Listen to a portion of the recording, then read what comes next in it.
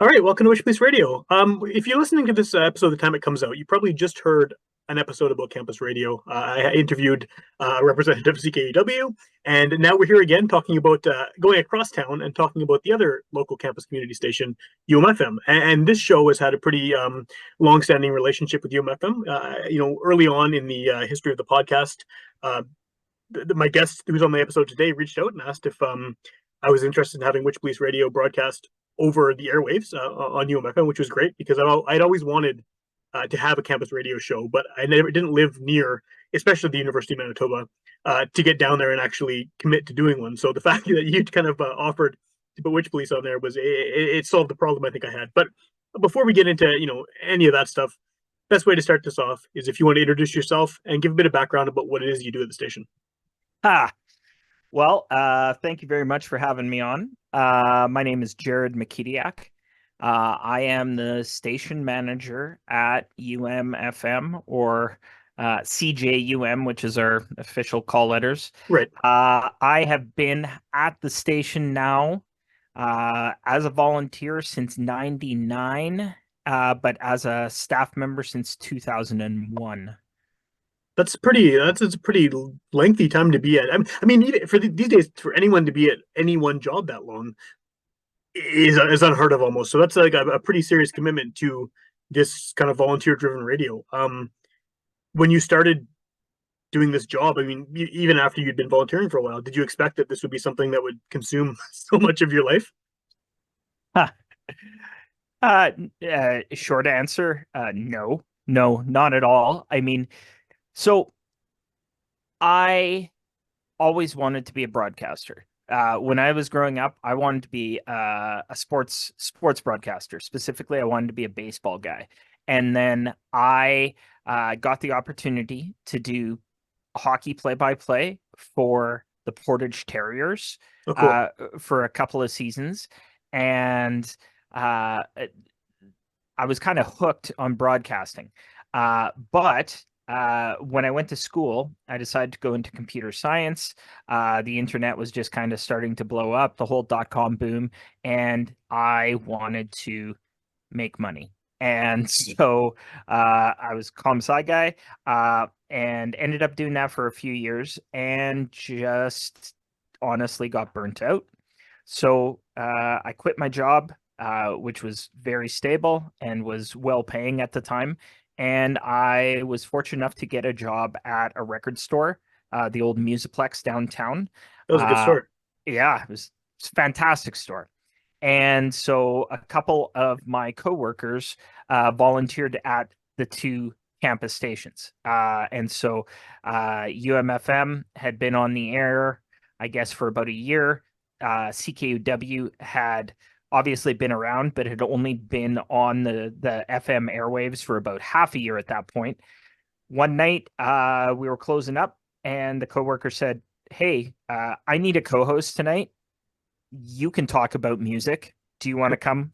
And I've been there ever since. That's it seems like the type of place that would draw someone in like that and kind of make them stick around for as For long as you sure. have. For sure. And like the thing is, right, is like I grew up in a small town. I used to work, summer jobs. I worked at running a concession stand at a swimming pool, and then I worked at a golf course.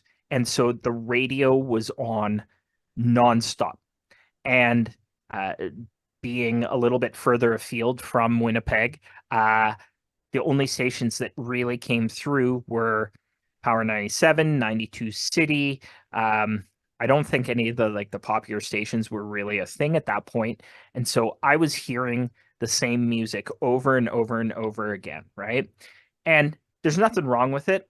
I grew up on a lot of classic rock and different stuff, but after a while of hearing the same playlists sort of for 4 or 5 months at a time, I started to really crave something new. And Yeah. so at that time, grunge was about to break. I was going to the library at the school, and they had like I don't know if the school that you went to, the high school, had like the room at the back of the library where it had all of the books that couldn't leave the Yep. library I hung and out the there all the stuff. time in high school. That was like Yeah, the hangout spot. Yeah, yeah.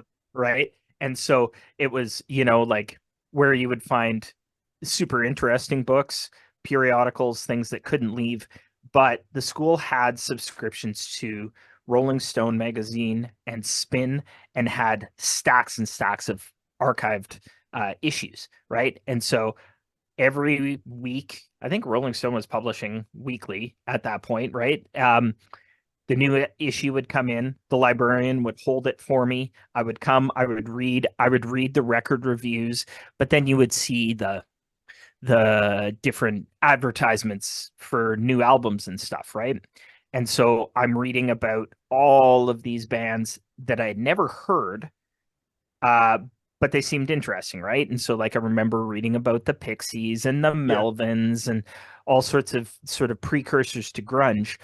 And at that time, I also discovered late night CBC. So Nightlines and Brave New Waves Right. Yeah, of course. Yeah. with Patty Schmidt. And it was just like this explosion went off in my brain. And it was this like, oh my God, this is radio, right? Like it was free form. It was playing all sorts of wild stuff, and you would jump from genre to genre to genre. And, around the same time, my grandparents lived in the States, so I would go down to the US for a nice break over the summer and would watch MTV. Oh And yeah. so like 120 minutes and like Buzzbin and stuff like that were going on, and it was like all of the Seattle bands, Nirvana, all of that stuff, right, was blowing up, and then all the associated things. And so it was just like such an amazing time for music. And I was like, that's what I want to do. I want to be on the radio, and I want to play weird stuff. And Yeah. I want to play all sorts of things. And so I never really thought about kind of being able to make a career of it, but UMFM presented me with this opportunity, and then a position opened up, and I applied, and I got it. And like I said, I've been there ever since. I thought about, like, ultimately the goal was, oh, okay, I'm going to do this. I'm going to cut my teeth. I'm going to get some experience. And then I want to go work at the CBC. Yeah. I wanted to work in the CBC record library, That'd be a and I great job. wanted, oh, it'd be amazing. And then the CBC slowly got rid of all their record libraries. And it was just like, well, I think and being able to work with volunteers and all sorts of like really interesting folks and great programmers. And it was just like, well, I think, and I saw CBC starting to change and do their thing, right? And it's just like, I think I'm ruined for regular radio. I think, like I might go get another job, but if I'm involved in radio, it's going to be on a campus station. And so, I served on the board for the National Campus Radio Association. I got to know programmers from all across the country, and, did a stint working as our program director at UMFM. And so got to interact with all these really cool record labels Yeah. that, I had been buying their stuff forever. And yeah, so at the end of the day, long story short, no, I didn't think I was going to stay there for this long, but I love what I do, and I love the people that I work with. And I That think helps. that Yeah.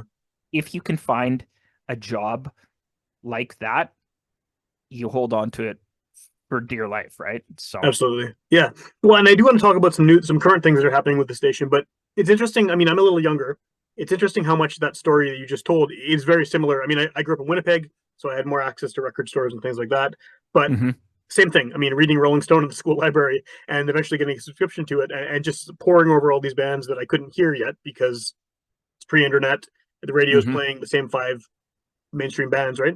And when UMFM and then CKUW both sort of went on air, that was sort of the light bulb moment for me. It was I stopped listening to all other radio stations when UMFM came on, and that was yep, on like 24/7 because even if I didn't like what I was hearing, it was different yep, and it was yep, new, and I got turned on to so much cool stuff just from the. I wish I had kept track of who the hosts were and which shows they were that I was listening to at the time, because a lot of my musical taste, I think even now, is based heavily on just what was playing on UMFM. And I think I'm not alone in that too. I think a lot of people in the city and really anywhere in the country had the same experience with campus community radio and just got introduced to just a world of stuff. It's different now because the internet, obviously, radio still has that power to Hmm. introduce you to things, but I think in an era before you could just type in something and get it immediately on your phone, Right. that was sort of the source.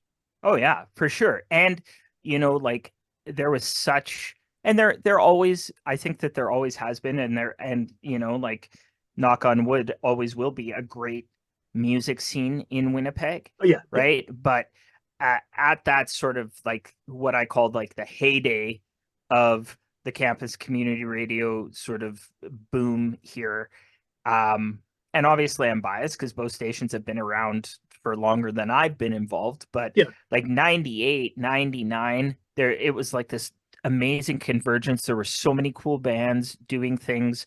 There was, multiple sort of scenes happening, hip hop and punk and indie rock and alt country and different things. But then also there was like this great sort of stable of venues that were yeah, putting on yeah, shows, and everybody was coming through town, and there were super interesting things, and it was just a really, really great time to be sort of young with a little bit of disposable income, um, a lot more energy, and like going out and like doing this stuff yeah, and getting to know people, and like obviously working at a record store too, where I got to talk about music all day and got to work with a lot of interesting coworkers who were, some of them were musicians or had friends who were musicians, and they'd come through and be like, "Oh, okay, so you play in this band," and then like getting to meet a couple of people who, were super formative in terms of like influencing me yeah, and sort of pushing me towards the radio too, because they were doing things and I was listening to their programs, and it's just like, yeah, you know what? Like I wanted to do this, and now there's a place where I can go and do it, and I don't have to have any credentials or anything, right? In fact, the lack of credentials was almost as appealing to the station brass at the time, right? It's just like, oh wow, like you've got passion, you've got knowledge, but you're also like this raw, untapped mind who, we can train you and we can yeah, show you all of these different things and open up these ideas. And as long as you bring this enthusiasm and you're sort of semi-dependable, yeah, like let's go, right? for sure. Well, and I guess like part of the reason that we're talking now is because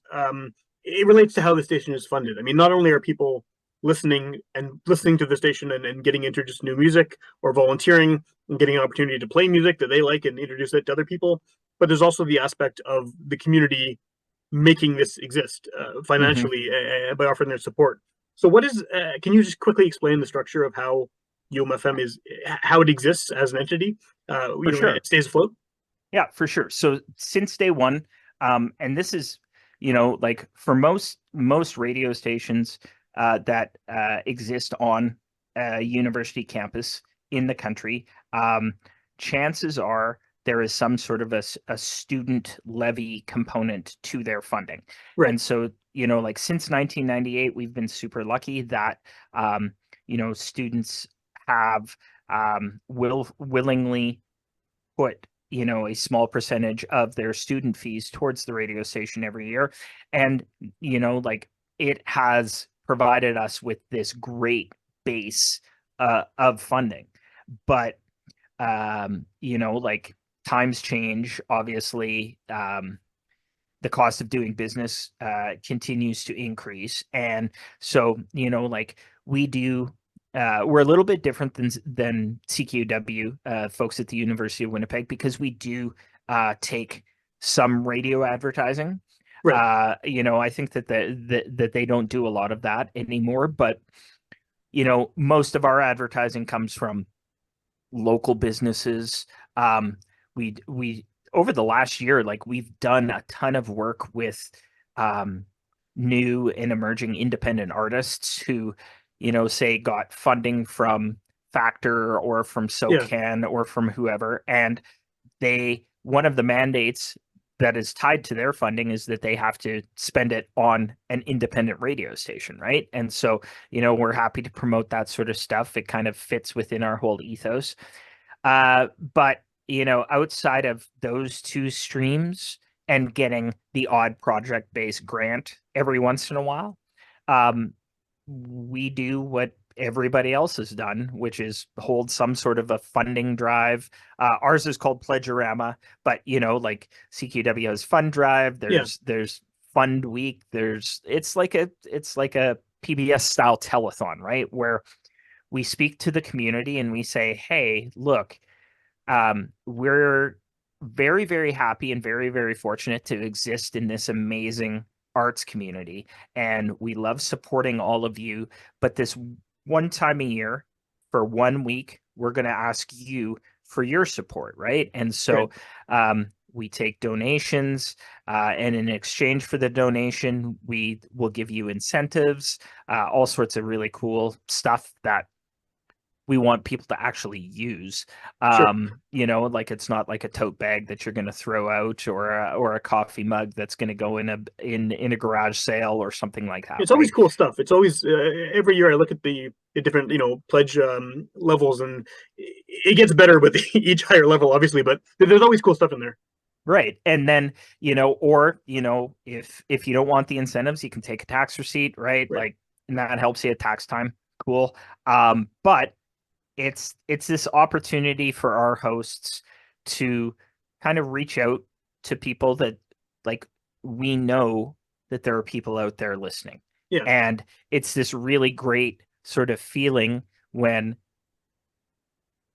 we're rewarded by the listeners, and they like kind of they're given back, right? And it's just like one of the greatest questions that I always get is how many people are listening, right? What's our rating share? And you know, like that's such antiquated sort of way of looking at things like radio ratings or TV ratings, right? Well, do you even Uh get radio ratings the same way as I don't think you do, right? The same way as the other no, stations do. no, and in fact, like Winnipeg isn't really um like adjudicated or rated in the same way that it used to, right? Like um the idea that they would determine what listenership was based on a 72-hour survey where you sat and you wrote down, okay, so You I self-report, list, yeah, yeah, right, and like that is so far from being any sort of like scientific measure. And then they take that data and they extrapolate it, and it's just like, well, Winnipeg's got 750,000 people, and if 75 people listen to UMFM for 3 hours, well, then you know you can do the math. And it's just like, right. yeah, but that's not the way that it works, right? That's not how humans function. And so saying to my hosts like, hey, I guarantee you that there's people out there listening. I know that there's people out there listening because I hear from them Yeah. all the time, right? Hey, you know, so and so show, I was listening and they played this amazing song. What was it, right? And I'm always super quick to figure it out, and I send them YouTube links and, I know well, I've you tweeted know, that. I've tweeted that at the station multiple times over the years. Like, well, what did I yeah, just hear? That was great. Yeah, it's for sure. It's a thing. right? But then being able to like Pledgerama for us is the most sort of physical, easy demonstration of how many people out there are listening, Sure. because it's like, hey, you know, this year we got 515 pledges and we raised X number of dollars. Yeah, And that is people saying, hey, I believe in what you're doing. I think that what you're doing is important, and I'm willing to put my money where my mouth is and support that way, right? And I'm not saying that financial support is the only way to support the station, right? But it is one way of doing it, and it's something that we have definitely come to rely on. for sure. Definitely. Yeah, yeah. And I mean, I think it's also interesting to see too that probably a lot of your audience is people who don't have a ton of expendable income. And the fact that they are pledging it to the station, that's got to mean a lot, right? The fact that, I mean, there could be anyone from any background listening to the station, but the people I know who listen to UMFM and are vocal about it, they're people in bands, they're people who have part-time Right. jobs and they're trying to make it as a musician or something. They don't have a lot of cash, and the fact Right. that they're willing to kind of empty the piggy bank and give to the station, it's got to be like a nice feeling. Well, it's super important to like acknowledge that, right? And I mean it's like when you're making an impact and the people who you are directly trying to support and to sort of spread the word about, right? When it's reciprocal and they Yeah, come back and they support you, um it's so important and it's so validating. But like it's also the reason why like doing Pledgerama this year, it's going to be the first time that we've actually done the funding drive since 2019, oh wow, October because the pandemic, 2019. yeah, And so when COVID hit, like we used to do Pledgerama in October. And so we're sort of starting to gear up towards October 2020.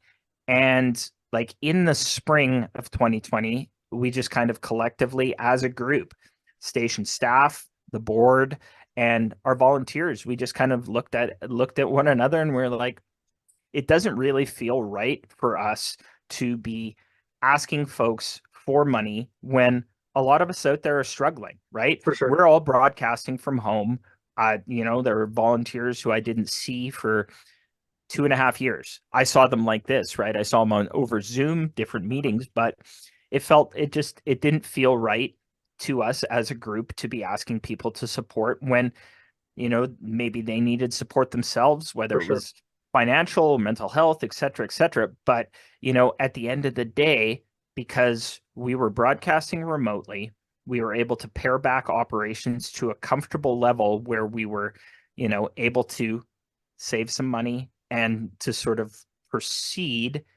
But, it also meant like we pressed pause on this thing that had become a fixture for us. Yeah, And, we exhausted a lot of our surplus, kind of getting through the pandemic, which a lot of stations did. And so, definitely, yeah, for sure. I'm sure almost all of them had to find some way to solve that problem, right? right. And, we were pretty lucky that there were some relief grants and there were some different things that were floating around. But it felt like this year for us, not only are we celebrating our 25th year broadcasting, right? Back in September 4th, we hit the 25-year mark.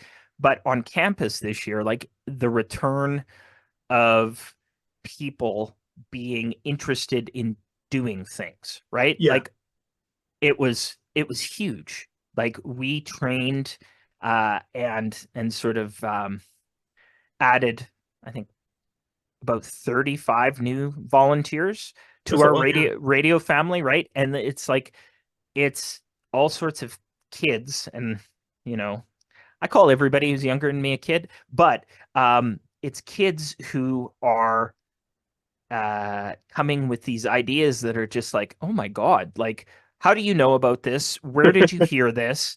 And a lot of them are like, well, I've been listening to UMFM since I've been in high school, and I've been wanting to get involved at this radio station since I heard it when I was 15 years old, but I couldn't come volunteer because you were closed to the public, or, yeah. the first year of university, it was all online. And so now all of these people are coming in with all this enthusiasm, and it's just been so reinvigorating, right? And it's just been this amazing thing. And so it's like, hey, the best way to kind of cap off this great year that we've had is let's do Pledgerama again. Let's get back out there and let's get back to doing what we do on the regular. So when is Pledgerama happening this year, and how do people get involved? How do you support the station or a show that you particularly like? For sure. So Pledgerama takes place April 19th through the 26th. You can donate. umfm.com/donate is the easiest way to make a pledge. We offer like I said, a number of different incentive levels. But we are never going to turn anybody away. Everybody who donates is going to walk away with something, Yeah. right? We're pretty flexible. Like if you donate at sort of uh, a level of at least 101.50, and say, hey, I want a hoodie, right? Yeah. But the hoodie, you only start looking at a hoodie in the $250 donation range. But you come and you say, well, I donated 101.50. I'd love a hoodie. I don't want anything else. I just really love it. Just like, yeah, okay, let's do that. Like, let's figure out how to make that work. Because at the end of the day, too, right? Like, I love going to shows and going like out at the folk festival, and I do a sort of an audit during the day, right? It's just like, oh, okay, so you've got three pledge shirts from 2012, and I saw five from 2016, and oh, hey, wow, I haven't seen anybody wearing that out in the wild since, well, I did, right? And it's Yeah. like, Yeah.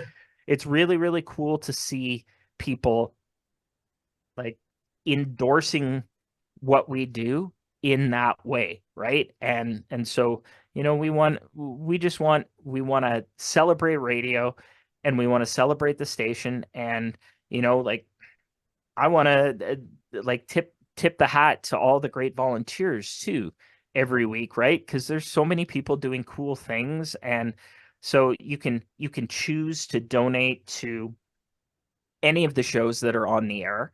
Um, we've also got a section now, um, for legacy donations. So, unfortunately, over the last couple of years, our radio family has been hit pretty hard, and we've lost some folks. And so, I know that the impact that these people made in people's lives are very, very great. And so being able to donate in their memory as well, right? It's something that we thought was important. And Yeah. That's yeah, really cool. it's uh it's a big thing for us. And like the outpouring of support is always fantastic. And watching volunteers get together, get excited at our different meetings, talk about different incentives that they're offering on their shows. And it's just really, it's a reflection of the different personalities that are at the station, and the different passions at play, right? And it's just really, it kind of, it hammers home why, after 23 years, I don't want to go anywhere else. I want to Yeah. be these are my people, right? I keep telling my kids, right? Just like, oh, hey, like you will find your people, maybe the people that you're hanging around with, well, this seems boring right now. High school seems boring, or it's interesting, or whatever. I'm like, they might not be your people. You'll find your people. Yeah. And I found my people. I know where I want to be, right? And it's great to see people who share that sort of interest. For sure. That's an awesome place to be, I think, in life anyway, just to sort of know where you belong and who you belong with. Absolutely. So this will probably come out as a podcast sort of midway through your pledge week, your pledge Hmm. drive. So if people are hearing this after the fact, because it's a podcast, someone could hear it a year from now, or they could hear it Yep, right when it comes out. How does someone get involved with the station in any capacity, whether they want to volunteer, whether they want to find out how to support it financially, whether they want to find out when the next pledge drives or other events are happening? What's the best way sure. to do that? Well, so if you go to our website, it's umfm.com. All the information that you need is like front and center across the top of the page, right? So there's 5 or 6 sections, about the station, how to donate, how to get involved, how to volunteer, and so you can fill out an application. You can email, and I'll fire you an email back right away and say, hey, when can you come down, take a tour, go through the orientation, right? Like we're constantly doing intake, right? Obviously the big periods are in the fall and sort of right after Christmas, but That makes I'm sense. tr- Yeah. I'm training new volunteers all the time. Obviously, during the pledge drive, things are a little bit hairier, but we do say, hey, you know what, you're interested? Come meet people, come hang out, come check things out. when things are kind of at their most sort of amplified. Yeah. And then you'll see sort of what being a part of UMFM's radio family is all about, right? I've got, I think, 6 or 7 volunteers that I'm ready to start training in May. And yeah, we're constantly taking new folks in. And it doesn't matter if you're a student at the U of M or you're a student of life and you're somewhere out there in the community, right? We're taking all sorts of folks in. And it's just, if you've got something that you're passionate about, if there's something that you're interested in, come and share that with us, and we'll find a way to make it work. Awesome.